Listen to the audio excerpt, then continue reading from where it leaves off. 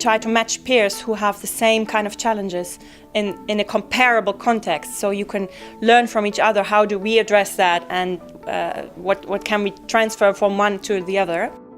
I first thought, okay, my project is so complicated and you need a very detailed database with tags, with annotations, etc. And she is doing Coptic, so I thought, no, that's impossible. And then I came along a Coptic website with tags, with annotations. And wow, when they have this kind of stuff, we can implement into the database and they can use all the functionality we have in our database. I hoped exactly to find someone who's working in the country on similar aims, just to improve learning. And I think there's great potential just to collaborate for a long period of time. I think it could be so many learners from all over the world for Coptic language and even other languages could just benefit from that.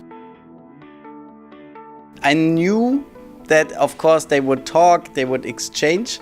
I was confident, but then I was still surprised to see that everybody was not only exchanging, but also putting up the laptop, showing their learning management system, showing what they do, develop things together, making a little project plan for what they want to do together.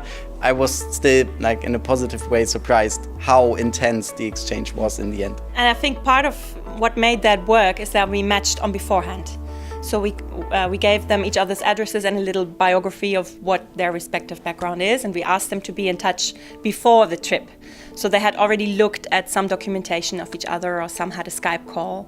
The exchange was very helpful for us and gave me a lot of ideas to take home.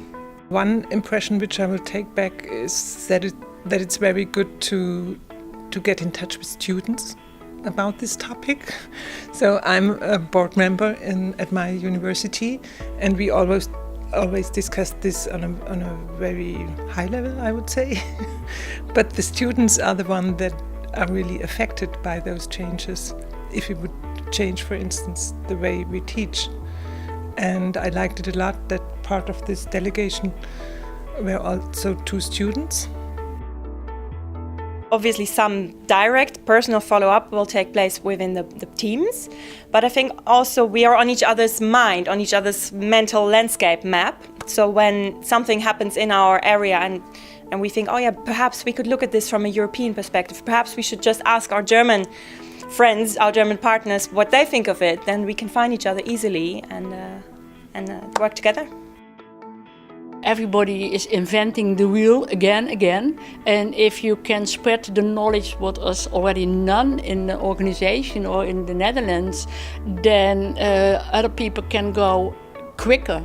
And I think that it will lead us to another network within, maybe in Europe, or with on focus groups, or we talked about like how to bring together or how to move forward this discussion we started now by taking digital tools, but also to have this face-to-face contact.